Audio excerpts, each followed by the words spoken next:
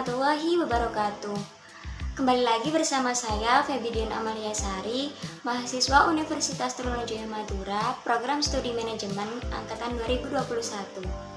Nah, di sini saya akan menjelaskan mengenai masalah penelitian. Pengertian masalah.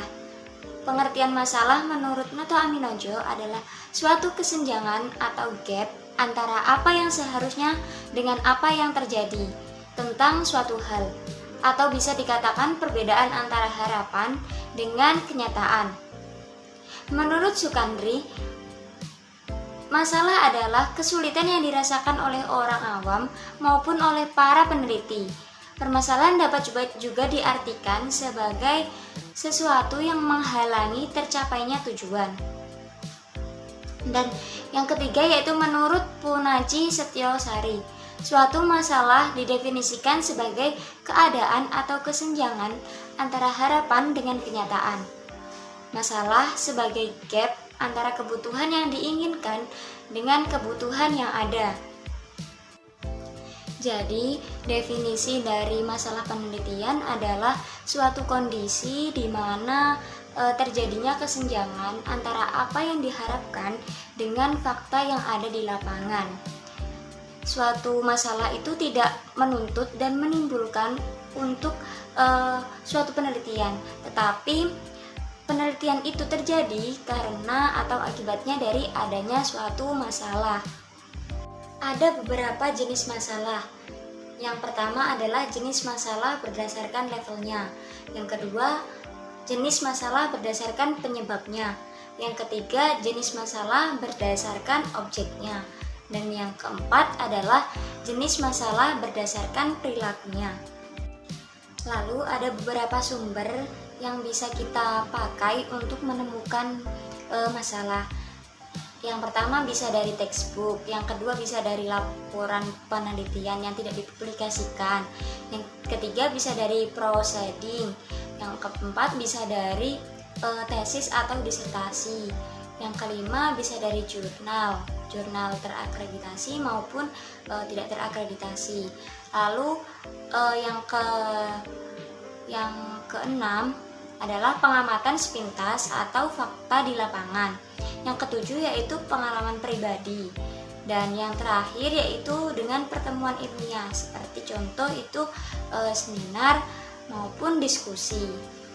Jadi kita bisa melakukan pencarian suatu masalah dari beberapa sumber yang telah saya sebutkan tadi. Nah, ada juga nih cara kita untuk bisa menggali suatu masalah. Yang pertama itu kita harus tahu fenomena yang terjadi pada suatu bisnis atau bisa dari data lapangan. Yang kedua itu dari kita mencari gap riset pada penelitian terdahulu. Dan yang ketiga itu kita mencari gap teori. Setelah tiga-tiganya itu terbentuk, maka kita bisa melakukan atau bisa membuat latar belakang. Setelah latar belakang itu kita buat, kita merumuskan suatu masalah dan mengidentifikasinya. Setelah identifikasi itu dilakukan, kita yang terakhir yaitu membuat rumusan masalah pada penelitian yang akan kita lakukan. Nah, nanti saya akan menjelaskan apa yang sudah saya tuangkan tadi pada penggalian suatu masalah itu. Nah, masuk kepada fenomena bisnis. Fenomena adalah fakta yang relevan dengan masalah yang diteliti, diangkat dari gejala empiris atau permasalahan praktis dan permasalahan teoritis. Fenomena sendiri itu bersifat umum, dapat terjadi di berbagai instansi, organisasi, perusahaan, maupun wilayah-wilayah yang ada di Indonesia. Kalau fenomena bisnis sendiri adalah fakta yang mengacu pada tren dunia bisnis dan perusahaan, seperti peningkatan atau penurunan penjualan, keluhan konsumen, efektivitas promosi, dan lain-lain. Masalah ini dapat ditemukan melalui berbagai cara, yaitu dengan observasi, laporan-laporan, jurnal, berita di koran, dan lain sebagainya. Lalu selanjutnya yaitu gap riset. Gap riset adalah penelitian yang di dalamnya ditemukan inkonsistensi antara hasil dengan data yang ditemukan. Dari perspektif lain, gap riset dapat pula diartikan sebagai kesenjangan penelitian yang diakibatkan oleh perbedaan hasil, konsep, data, ataupun terjadinya perbedaan teori dengan hasil penelitian yang lalu dengan yang ditemukan di lapangan saat ini. Hal ini yang akhirnya menghasilkan peluang dan celah untuk dilakukan penelitian lanjutan.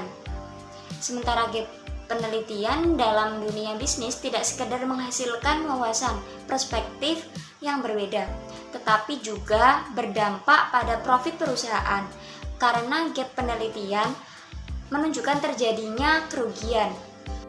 Nah, ada cara dalam mencari gap riset pada penelitian terdahulu. Yang pertama itu kita analisis terlebih dahulu melihat celah dalam penelitian. Yang kedua itu fokus pada riset yang kurang jelas. Yang ketiga adalah melakukan analisis hasil pada statistika. Dan yang terakhir, lihat pada kesimpulan. Lalu selanjutnya yaitu gap teori. Gap teori adalah suatu kesenjangan yang terjadi antara teori dengan hasil yang menjadi dasar di dalam penelitian tersebut. Maksudnya terdapat kemungkinan teori dasar yang mempunyai keterbatasan ataupun kelemahan yang belum mampu mendukung suatu penelitian. Bisa juga hasil dari penelitian yang didapat belum dijelaskan oleh teori apapun. Gap teori ini bisa dilakukan dengan cara mengkaji suatu teori dan membandingkan berbagai teori yang kemudian digugat dengan menawarkan teori baru. Lalu selanjutnya identifikasi masalah. Yang pertama itu kita bisa memilah permasalahan-permasalahan yang ada. Yang kedua yaitu mempertimbangkan kembali salah satu masalah dari beberapa masalah yang telah diidentifikasi. Dapat dilakukan dengan dua arah. Arah yang pertama yaitu berdasarkan masalahnya, sudut objeknya, atau nilai penelitiannya.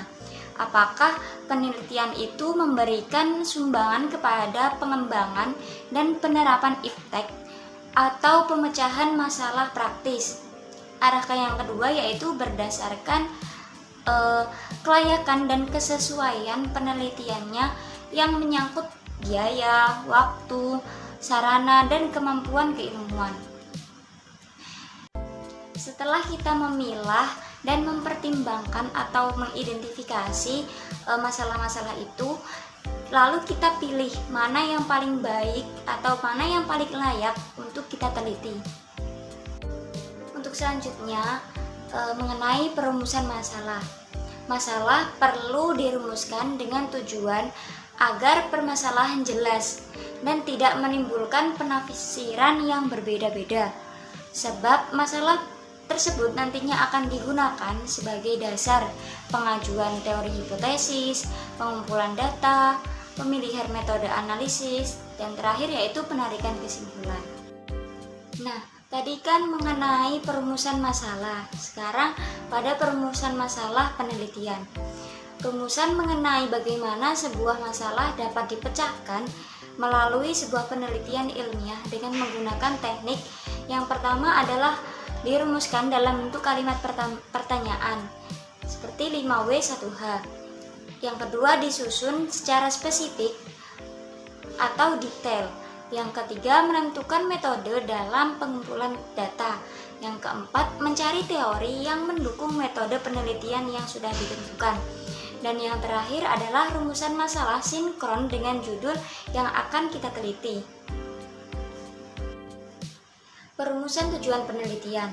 Menurut Buckingham, tujuan penelitian adalah pernyataan mengenai mengapa penelitian itu dilakukan. Jadi dapat disimpulkan, tujuan penelitian adalah menjelaskan tujuan akhir yang akan dicapai oleh peneliti setelah melakukan penelitian. Yang kedua adalah untuk memberikan gambaran yang tegas tentang sasaran dan ruang lingkup penelitian. Ada juga teknik merumuskan tujuan penelitian. Yang pertama adalah singkat dan spesifik. Yang kedua adalah diarahkan untuk menjawab permasalahan yang telah dirumuskan. Perumusan manfaat penelitian. Manfaat penelitian adalah kegunaan hasil penelitian nanti, baik bagi kepentingan pengembangan program maupun kepentingan ilmu pengetahuan. Teknik merumuskan manfaat yang pertama adalah disebutkan secara detail siapa saja yang mendapatkan manfaat dan apa manfaat yang dapat diperoleh dari hasil penelitian itu. Yang kedua adalah manfaat dapat dikaitkan dengan orientasi penelitian, apakah mempunyai kontribusi pada pengembangan dan penerapan iptek, pengembangan kelembagaan atau organisasi, atau untuk pemecahan masalah-masalah praktis yang menunjang pembangunan. Merumuskan judul. Menurut Nawawi, judul dirumuskan atau dibuat berdasarkan masalah-masalah yang diteliti. Judul penelitian harus mampu memberikan gambaran umum atau gambaran keseluruhan masalah-masalah yang akan diungkapkan.